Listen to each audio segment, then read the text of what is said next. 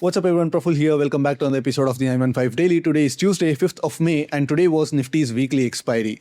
And yet again, we had a tough expiry in terms of volatility. The markets were hugely volatile and we saw V-N shape kind of moves. And funny thing is, last three expiries, both the Nifty and Sensex monthly expiry and today's Nifty expiry happened somewhere around the round number levels. Nifty's monthly expiry happened around 24,000 levels, Sensex expiry happened at 77,000 and again today's Nifty expiry happened at 24,000. But in spite of the markets expiring around round numbers, where majority of the people expect that the markets would expire, the expiries continue to be extremely hard because of how the premiums were behaving. Even today, the premiums were rising 5 times, 6 times, 7 times, and within the next 15 minutes, they used to lose their value. So 24,000 straddle opened at somewhere around 150, and apart from the initial 10-point gain on the straddle, the entire day the straddle just went down linearly, but the markets also gave a similar kind of a delta move. From 24,080 levels, the markets went down 200 points to 23,880,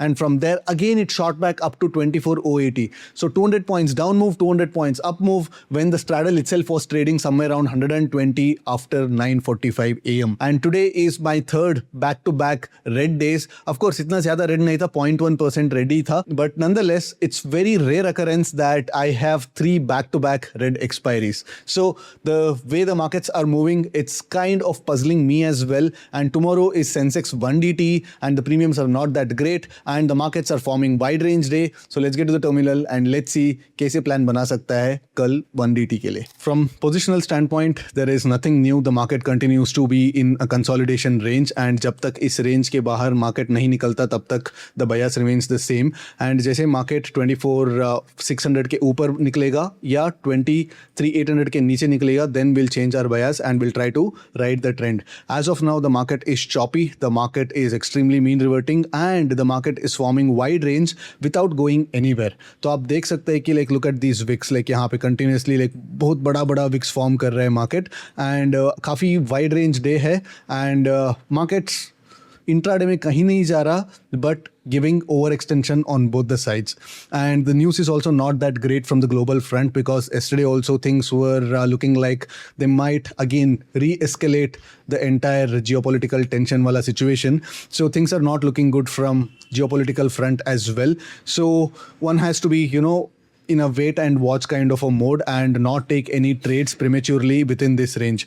तो जैसे range breakout हो जाएगा, markets हमको signal दे देगा either to go long or to short. But within this range अगर हम लोग अपना ammo को ख़त्म कर देंगे, अगर हम लोग continuously इस छोटे range में expect करके preempt करने को try करके हमारा continuously stop loss hit कर देंगे, तो then it's gonna be very difficult. And in today's expiry there was an instance where there was some sort of a freak trade. तो अगर आप भी उस freak trade को notice किए तो let me know in the comments, because 24,100, 24,200 and 24,000, तो इस point पे तो there was a huge spike where 24,200 spiked by almost 120 points, 24,100 also spiked by a decent amount, and even 24,000 also spiked by almost 50 to 60 points in a span of less than a few seconds. And within few seconds that spike was absorbed. So जैसे the kind of freak trades that we used to see during the Jane Street era, तो some similar kind of a spike that happened. And if you notice, पहले markets यहाँ पे काफ़ी ज़्यादा choppy रहा, तो continuously stop loss लेते गया, and उसके बाद the markets went in one direction, and after that again there was another V-shape kind of a recovery. We discussed that mostly like 24,000 के आसपास markets hover करने वाला है, but it was very hard for any of the trader to actually hold on to the 24,000 straddle because of how the markets were behaving. Because पहले यहाँ पे day low बना लिया and उसके बाद उस day low को breach किया, and उसके बाद yet again we saw another breach of the day's low, and उसके बाद the markets rapidly spiked back up. So throughout the day, for the majority part of the day, मेरा जो PNL है break even के आसपास ही था, and by the end of the day, it again 3 o'clock के बाद I got chopped and I had to close at 0.1% red. तो May starts with a red expiry, and previous year 2025 maybe the May was brutal for me. April I think I closed in green, but May was a red month, and इतना brutal था May month that it actually pulled my entire quarter to go flat. तो that's why like थोड़ा बहुत trauma भी है है and because of that probably मैं थोड़ा मिस्टेक्स भी किया रहेगा, but nonetheless I feel that the expiry was quite hard and it was quite difficult for the option writers. Let me know in the comments अगर आपका expiry positive गया हो and if you actually managed to close in green. So tomorrow is Sensex 1DT and if you notice 800 rupees पे straddle trade कर रहा है and you can see like after a long time, I mean since last 1.5 months you can see that there is a decent amount of overnight crush because जो uncertainty है वो overnight के लिए है, तो basically day end के आसपास straddle पे थोड़ा बहुत प्रीमियम बचता है एंड दैट प्रीमियम एकदम से टूट जाता है the moment the market opens and you can see this kind of overnight crush and intraday में ज़्यादातर क्रश देखने को नहीं मिलेगा. You can notice that intraday में you can see how the straddle is not even decaying and it is giving some sort of an erratic whipsaw and only it is the decay is happening over the weekend, but again weekend पे risk is also proportional to whatever the premiums are offering, and in my opinion the risk is actually higher than what the premiums are offering. But yeah, positional पे crush मिल रहा है, but at the same time once in a week और once in 2 weeks the markets will open with a big gap and जो भी आप एक week में जो टीटा डी के जो कैप्चर किए रहते हैं या वॉल क्रश कैप्चर किए रहते हैं you'll end up giving back to the markets.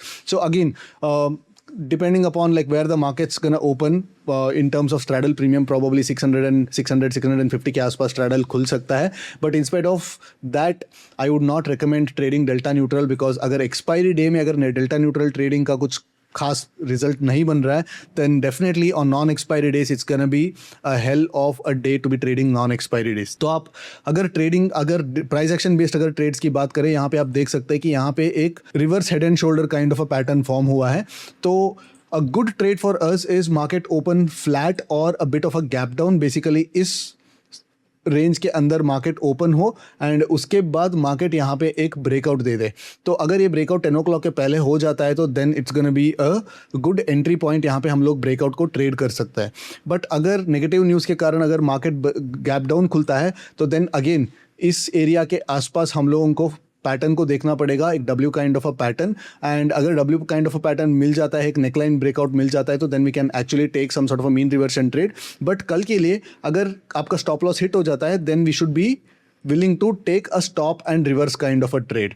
S and R, not support and resistance but stop and reverse kind of a trade. यहाँ पे पैटर्न बन गया W kind of a pattern, हम लोग long trade ले लिए, but market अगर reverse करके हमारा स्टॉप लॉस ले लेता है तो then will take one short entry. But अगर मार्केट हमारा शॉर्ट का भी अगर स्टॉप लॉस ले लेता है तो then will take only 2 stop losses and will end that particular day. ठीक है, तो अगर because like the markets are again seeing some sort of a demand from 24,000 levels, अगर मार्केट अगर बड़ा गैप अप खुलता है तो देन मेरे लिए मीन रिवर्शन ट्रेड दो जगह पे होती है. One is the neckline of this reverse head and shoulder pattern. अगर बड़ा गैप अप खुल जाता है 77,500 के आसपास then I will wait for the markets to actually come here. तो मिनिमम मार्केट 400 पॉइंट्स का इंट्राडे में मूव करना पड़ेगा एंड उसके बाद ही हम लोग मीन रिवर्शन ट्रेड इनिशिएट करेंगे. अगर 200 पॉइंट्स के आसपास हमको कोई सपोर्ट या रेजिस्टेंस लेवल नजर भी आ रहा है then I will not be very keen on taking a mean reversion trade here because मुझे कम से कम 400 points intraday में movement चाहिए so that the people who actually took that initial trade they have to book the profits and some initiative buyers or sellers have to come to fade that particular move. तो ऊपर की तरफ this 78,000 के आसपास अगर market आता है तो यहाँ पे हम लोग शॉर्ट ट्रेड ले सकते हैं एंड अगर बड़ा गैप अप खुलता है एंड देन यहाँ पे नेकलाइन के आसपास हम लोग फिर से मीन रिवर्शन ट्रेड ले सकते हैं. अगर फ्लैट खुल के 9:30 या 10 o'clock के पहले यहाँ पे ब्रेकआउट मिलता है तो that is probably a very good high probability kind of a setup. यहाँ पे हम लोग एक ब्रेकआउट ट्रेड को इनिशिएट कर सकते हैं. अगर बड़ा गैप डाउन खुलता है तो देन यहाँ पे हम लोग वेट करेंगे, यहाँ पे भी हम लोग मीन रिवर्शन ट्रेड इनिशिएट करेंगे, बट यहाँ पे एक stop and reverse kind of a trade होना पड़ेगा.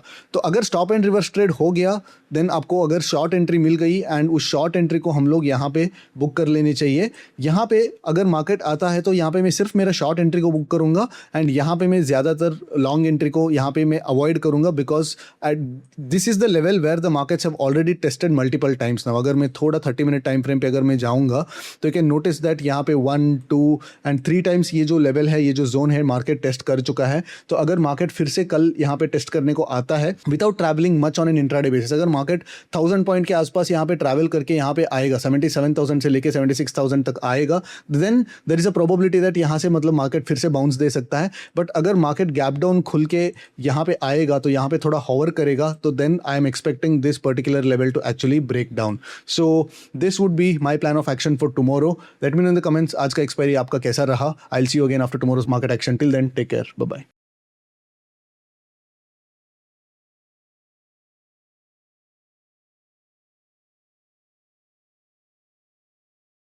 Investment in securities market are subject to market risks. Read all the related documents carefully before investing. Please read the risk disclosure documents carefully before investing in equity shares, derivatives, mutual fund, and or other instruments traded on the stock exchanges.